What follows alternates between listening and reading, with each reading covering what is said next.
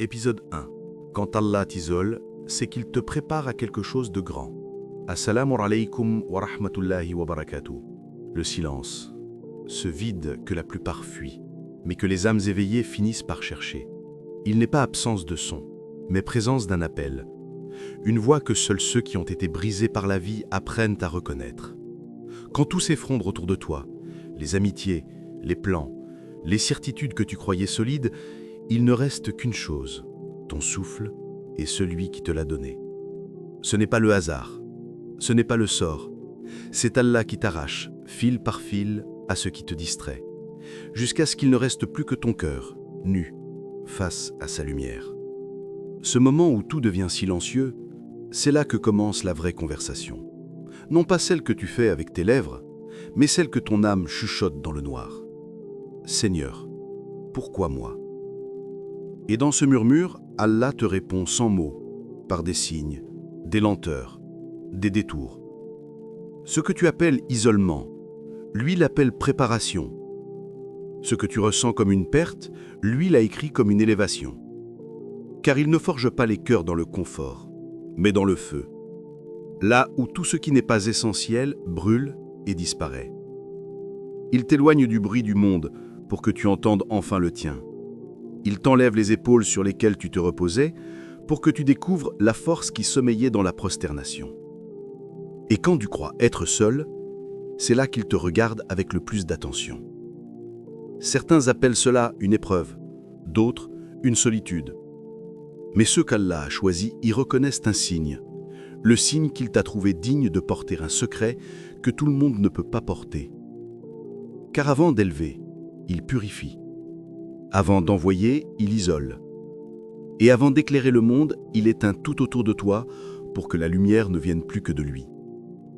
Allah dit, « En vérité, c'est dans le rappel d'Allah que les cœurs trouvent la quiétude. » Sourate Al-Ra'd, verset 28.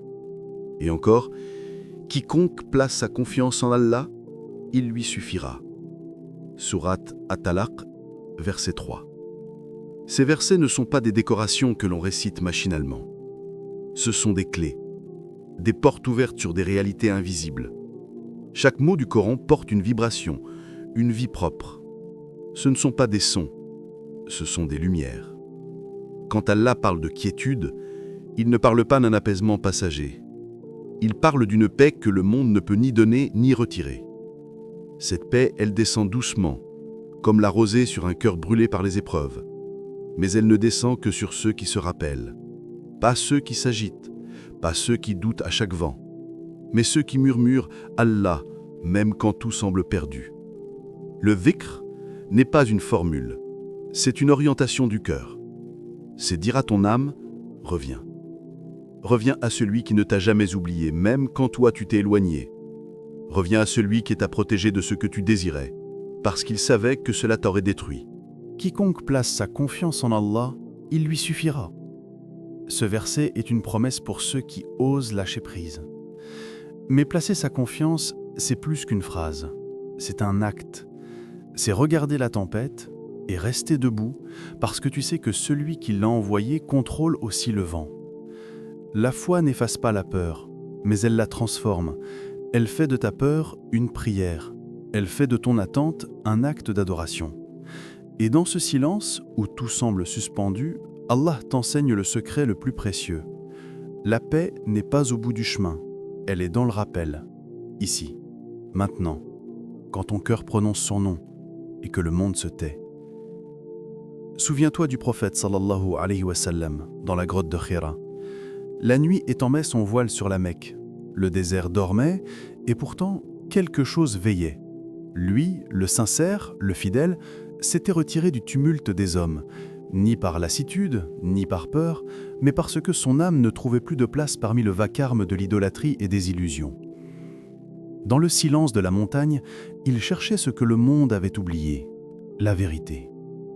C'est là, au cœur de la solitude, qu'Allah choisit de parler à son messager, sallallahu alayhi wa sallam, pas dans un palais, pas au milieu d'une foule, mais dans une grotte obscure, où seule la lumière du ciel pouvait entrer.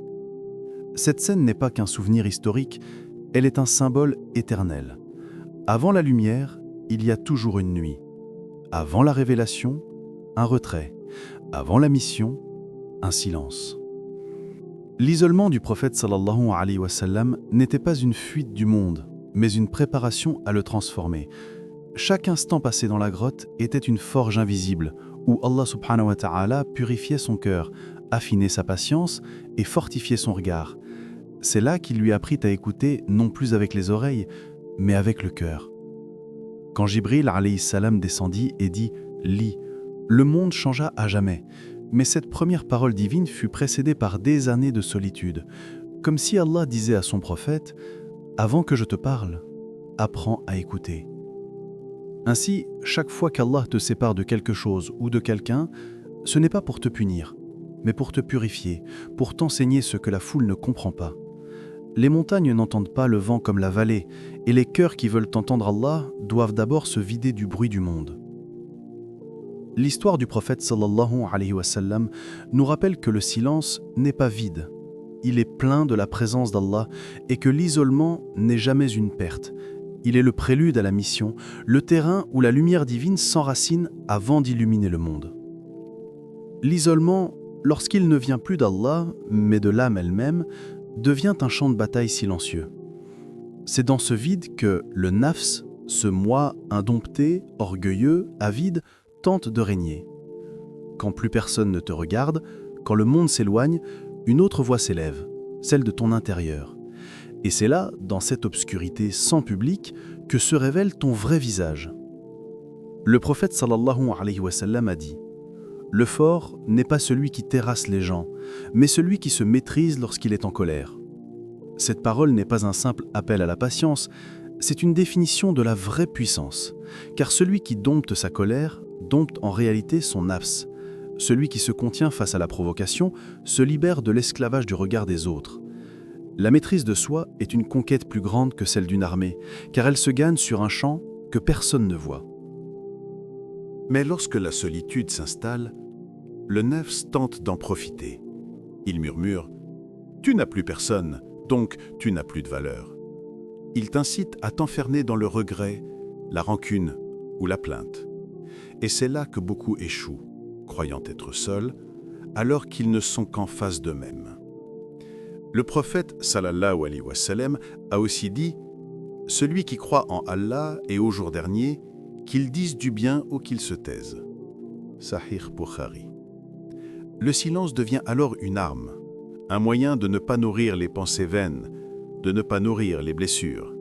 Car dans la solitude, chaque mot que tu prononces façonne ton cœur. Soit il s'adoucit dans le dhikr, soit il s'assombrit dans le doute. Ibn Qayyim disait « Le plus grand djihad est celui de l'âme, combattre ses désirs quand personne ne regarde. » C'est ce combat invisible que la solitude révèle. Quand tu n'as plus à plaire à personne, tu découvres si tu cherches encore à plaire à Allah. La solitude devient alors un miroir. Elle te renvoie ce que tu refuses de voir quand le monde t'applaudit. Elle te montre ton attachement aux illusions, tes blessures que tu caches derrière le bruit. Et si tu l'acceptes, elle devient une école où l'on apprend à régner non pas sur les autres, mais sur soi-même. El-Ghazali disait « Celui qui connaît Allah ne voit plus rien d'autre que lui. » Et Ibn Taymiyyah ajoutait « Mon paradis est dans mon cœur. Où que j'aille, il m'accompagne. » Ces paroles ne sont pas de simples maximes à méditer. Elles sont des portes vers une réalité que peu atteignent. Une réalité où la paix ne dépend plus du monde extérieur, mais d'une présence intérieure. Quand Allah t'isole, ce n'est pas pour te priver, mais pour te révéler ce trésor, le secret du contentement, du kanara, ce calme profond qui ne dépend plus ni des visages ni des circonstances. L'âme qui a goûté à la proximité d'Allah ne cherche plus d'autre refuge. Elle a compris que le vrai exil, ce n'est pas d'être loin des gens, mais d'être loin de son Seigneur. Et parfois, pour te ramener à lui, Allah doit t'arracher à ce qui t'endort. Il ferme des portes, il fait taire des voix, il éloigne des mains, jusqu'à ce que tu lèves les tiennes vers le ciel. Là, Dans cette absence apparente, ton cœur s'ouvre. Ce que tu prenais pour un manque devient une rencontre. Ce que tu appelais solitude devient un sanctuaire.